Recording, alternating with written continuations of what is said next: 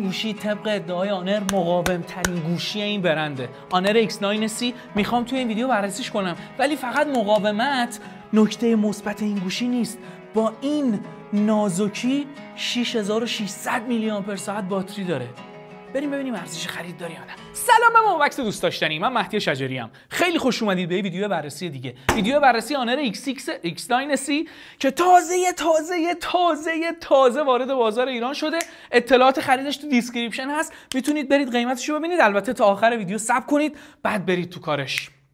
این گوشی توی بخش طراحی 190 گرم وزنشه، یه طراحی سوپر نازک خوش دست اعجاب انگیز بهتون میده. فیلی که بهتون میده واقعا جذابه. دلیلش هم اینه که از هر 4 طرف، یعنی هم دو طرف رو هم دو طرف پشت بغلاش کرو داره، رفته به سمت تو. پشت گوشی یه متریالیه که جای اثر انگشت تو خودش خیلی نشون میده. دوربینا دایره‌ای شکل با یه بیرون زدگی به شدت کم دیده میشن، با یه فلش و یه سری نوشته زیرش هم لوگو آنر رو یه سری چیزا المانای دیگه هستش که فقط باگش اینه که جای اثر انگشت روش میمونه که احتمالاً از قاب استفاده میکنید، ولی نیازی هم نیست از قاب استفاده بکنید چون این گوشی واقعا مقاومه. و دور تا دور گوشی پلاستیکه. زیر گوشی درگاه تایپ سی، خشاب سیم کارت، میکروفون، اسپیکر، لبه سمت راستش دکمه پاور کم و زیاد کردن صدا، بالای گوشی درگاه مادون قرمز و میکروفون، لبه سمت چپش هم کویر. خبری از چیز خاصی نیست. پنل جلویی کروه. 91% پنل جلویی نمایشگره که واقعا جذاب. دوربین سلفی توی داینامیک آیلند تور اون بالاه به همراه یه سنسور اضافه تر. حاشیه‌ها از بالا و پایین طبیعتا بیشترن چون نمایشگر کروه. در مجموع گواهی IP65 داره، یعنی در مقابل آب از -30 تا مثبت 55 درجه مقاومه، ولی خیلی توش نبرید. اما واقعا این گوشی مقاومه. من یه دونه X9B رو بررسی کردم، باش گردو میشکوندم. توی این ویدیو این باش گردو نمیشکونم، چه کاریه، ولی بدونید که گوشی مقاومیه.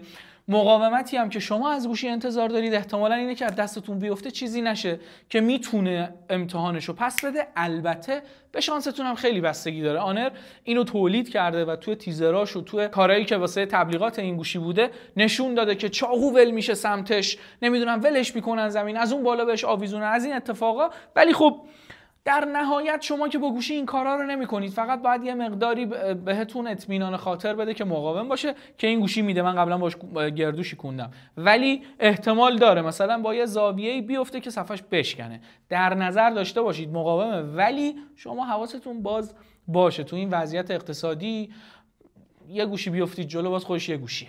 نمایشگر، یه نمایشگر امولد 1 میلیارد رنگ 120 هرتزی با رزولوشن 1224 در 2440 وایسا عددش بود 1224 در 2700.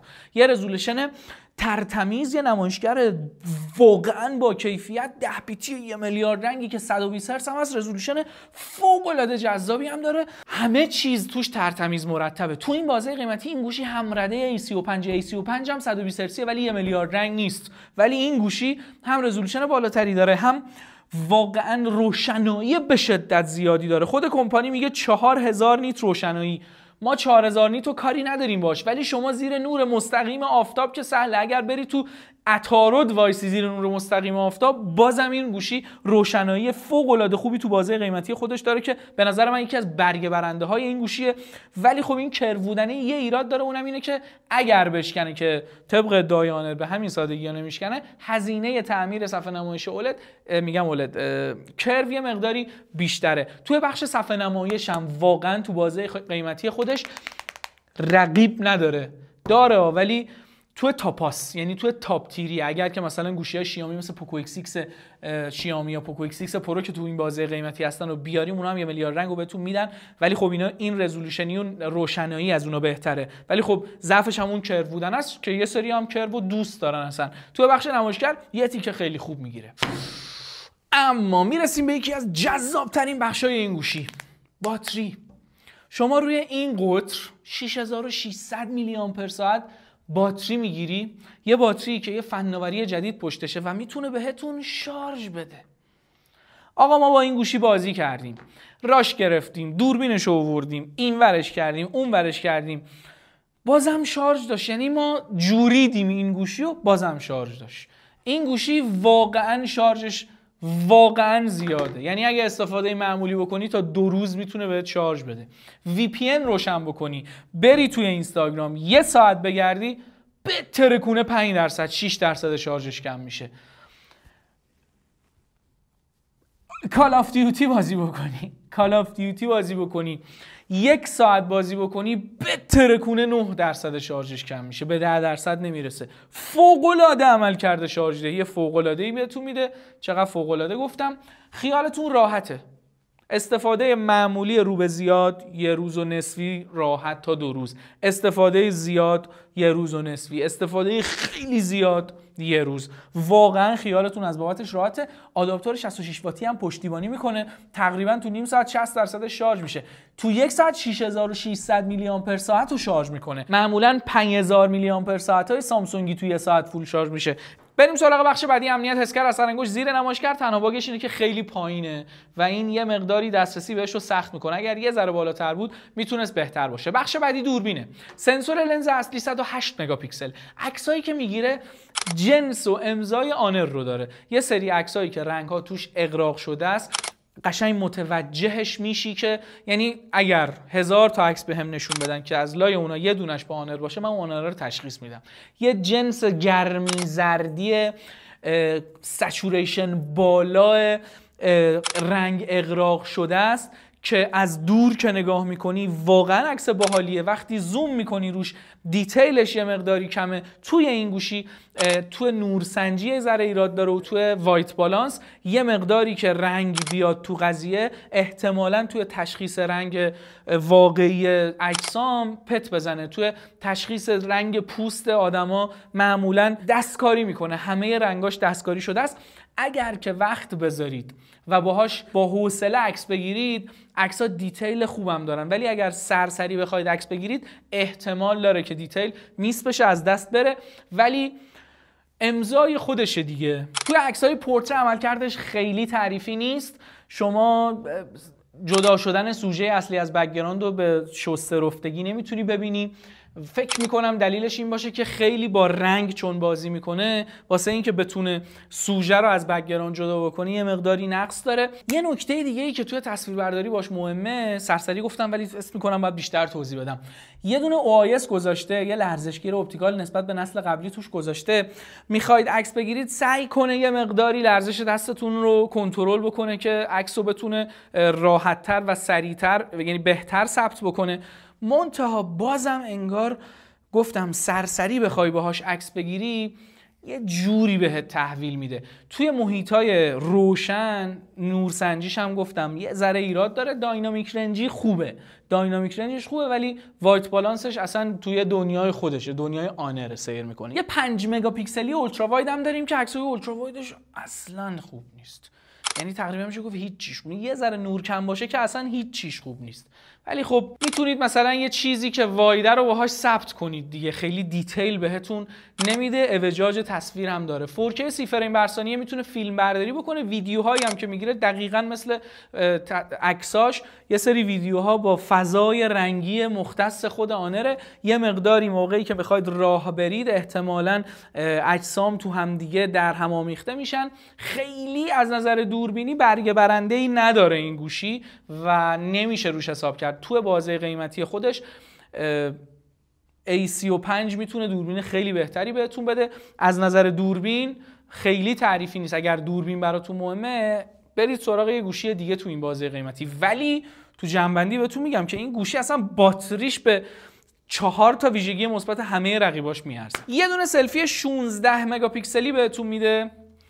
یه دونه همینجا سلفی براتون بگیرم تمیز شه و بیاد اینجا و میریم تو عکس و تحلیل همزمان. همین الان شما ورود که بزنی به عکس از دور خیلی تمیزه، زوم که بکنی خیلی دیتیلی از صورت من و خلل و فرجش نمیبینی، ولی زرنگی. ببین جنس تصویر هم تو سلفی هم تو اصلی، اینایی که راجع به سلفی میگم تو اصلی هم هست، میاد یه ذره با کنتراستش بازی میکنه.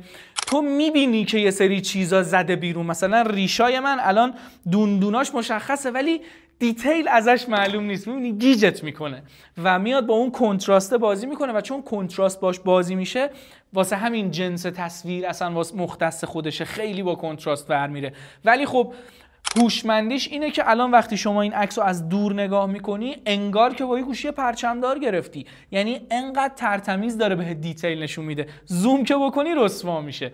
اما از نظر داینامیک رنج هم عملکردش واقعا تو سلفی خوبه. اون پشت رو ببین، اون نورا سوخته، توی نورسنجی یه مقدار ایراد داره، اون پشت یه ذره نویزی شده که طبیعیه، معمولا وقتی نور رنگی میذاری اونور این اتفاق براش میفته. سلفیش واقعا خوبه. یه جنبندی بکنم پکیج دوربینا رو. اصلی سلفی یه کلکی آنر به کار میبره، اونم همون بازی با کنتراسته که بهتون از دور یه دیتیل خوب بده. عکسو که میبینی عکس متفاوت از تمام رقباشه. جنس تصویرشو دوست داشته باشی میتونه جایگزین هر رقیب دیگه ایش باشه، یعنی اگر آنر باز باشی دوربینش کار تو را میندازه. ولی وقتی بخوای دقیق بررسی بکنی، فنی به قضیه نگاه بکنی، چون داره دستکاری میکنه با المانایی مثل کنتراست و وایبرنسش و بازی زیاد میکنه، عکست حرفه‌ای ثبت نمیشه. یعنی میدونی که یه کلکی داره، از دور خیلی قشنگ و باحاله ولی یه مقداری زوم بکنی هم تو اصلی هم تو سلفی اذیت کننده است. واسه یه تصویربرداری حرفه‌ای تر بهتره برید سراغ رقباش مثل A35 مثل پوکو X6 پرو و با اونا مثلا میتونید تصویرهای بهتری بگیرید. این یه تک لنز پشت بهتون میده و یه دونه سلفی در درست، ولی خب کلکی، یعنی باید با جنس تصویرش حال بکنید. جنس تصویر نرمالی نداره اما کلکش بگیره، یعنی یه فنی زده که میتونه اوکی باشه. اینم از دوربینش. ولی خب میگم بریه برنده این گوشی به نسبت رقباش دوربینش نیست. بخش بعدی پردازنده. اسنپ دراگون 6 نسل 1. پردازنده خیلی پرهیاهویی نبوده، خیلی مثلا قیل و قالی نداشته، خیلی تو گوشی‌های زیادی نبوده. پردازنده که ولی اوکی، روون، پایدار. شما کال آف دیوتیو میتونی روی گرافیک های و فریم ریت مکس بازی بکنی، بهت میده FPS خوب بهت میده، عملکرد پایدار داره، گوشی داغ نمیکنه اونجوری که اذیت کننده باشه، باتریش که فوق العاده است و ترکیب سخت افزار ترکیب شسته رفته ایه. یعنی یه پردازنده در درست بدون دردسر داری. چرا میگم بدون دردسر؟ مثلا همین دوست عزیزمون آقای سامسونگ الان مثلا 1380 رو روی A35 میذاره که به نسبت 1480 خیلی با هم فرق دارن. 1480 رو A55، 1380 رو A35 بهت میده.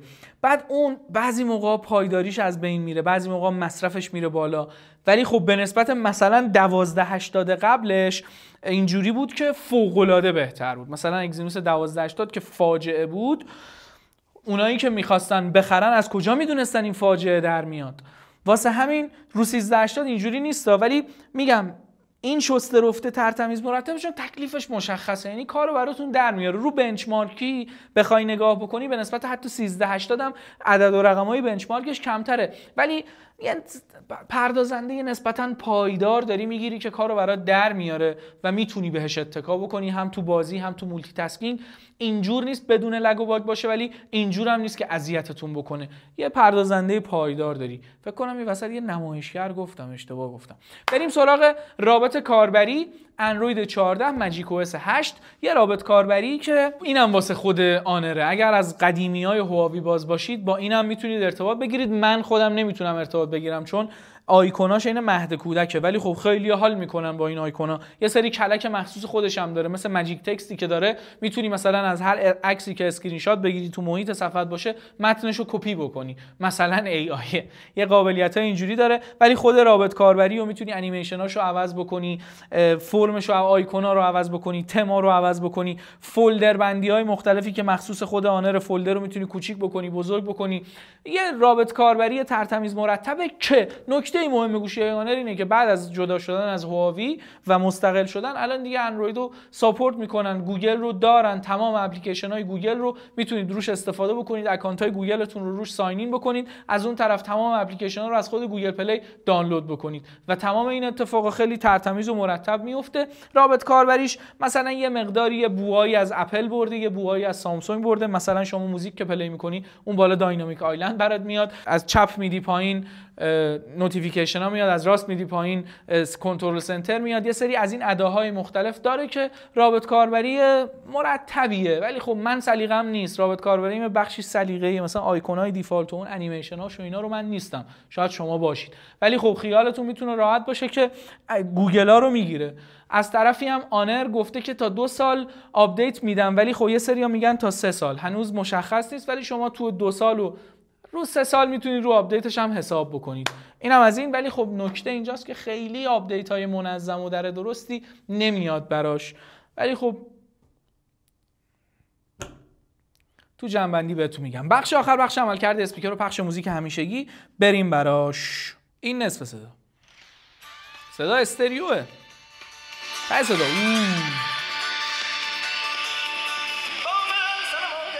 ببین بلندیش واقعا خوبه، ولی تفکیک نداره، کیفیتش هم تو اوج صدا به هم میریزه. اینم از اسپیکر. بریم سراغ جنبندی. مرسی از آنر، نمایندگی آنر که جزو آخرین نمایندگی‌هاییه که تو ایران هست و ما میتونیم ازشون استفاده بکنیم. اطلاعات خرید این گوشی، نمایندگی‌هاش، اینکه چجوری میتونید بخرید، پروموشنایی که دارن، تخفیفایی که میدن، کمپینایی که دارن رو تو دیسکریپشن براتون میذارم. بریم سراغ جنبندی. این گوشی مخصوص کساییه که میخوان یه گوشی بگیرن به فکر عوض کردنش نباشن. بگی برو 4-5 سال بدون مشکل باش کار کن، باتری خوب بهت میده که باتریش واقعا اعجاب انگیزه، سردرد هر سری دنبال شارژر گشتن رو نداری، چون تو این رقبایی که هستن معمولاً اذیتت میکنن باتریا. ولی این گوشی باتری عالی، مقاومتش مقاومت ترتمیزیه. این گوشیه که احتمالاً هیچیش نمیشه. اگر قاب بندازید براش که برو رو 7-8-10 سال. عمر انسان قد نده این گوشی، نه اینجورم نیست. ولی گوشیه که قشنگ به درد آدمایی میخوره. ساده بگم بهتون که دغدغه گوشی عوض کردن ندارن، یعنی میخوان یه گوشی داشته باشن که اوکی باشه. همین. مثل کی؟ مثل باباها، مثل مردایی که زن دارن و 2 تا بچه، هرچی در میارن باید خرج زن و بچهشون بکنن. مثل آدمایی که دنبال بازی و نمیدونم سوشال مدیا و افکت و فلان و تولید محتوا و فلان و اینا نیستن. این گوشی عمریه که به درد یه سگمنتی از آدما میخوره. با اینکه آنر همیشه خودشو پروموت کرده واسه تیکه جوونا و جنریشن زی، ولی این یه دونه گوشیشو جنزی هم هستی میتونی ازش استفاده بکنی ها. ولی خوراک اون تیکه جذاب آدماییه که میخوان گوشیشون رو عوض نکنن. شما جنزی هم باشی میتونی ازش استفادهاتو بگیری، کاراتو ازش بکشی. ولی نقص جدیش اینه که دوربینش کلکیه، صفحه نمایشش کروه که میتونه نقص هم نباشه، سلیقه است. ولی خب من ایراداتشو گفتم. همین، هیچ نقص دیگه ای نداره. یه طراحی تو دست، یه صفحه نمایش با کیفیت و روشن و جذاب و با رزولوشن بالا، 1 میلیارد رنگ، باتری اعجاب انگیز، آداپتوری که یعنی فست شارژی که ساپورت میکنه، پردازنده بی شیله پیله ترتمیز، رابط کاربری بی ادا و همین دیگه. دنبال چی میگردی یه گوشی؟ نظرتون رو تو کامنت ها بهم بگید. من باش حال کردم. مدیر سایت ما هنوز نیومده تو استودیو، نیومده تو ایران. این ویدیو رو قبل از اینکه تو بازار ایران لانچ بشه این گوشی من دارم رکورد میکنم. هنوز تو بازار نیومده، میگه آقا من اینو میخوام. یعنی گوشیه که جالبه.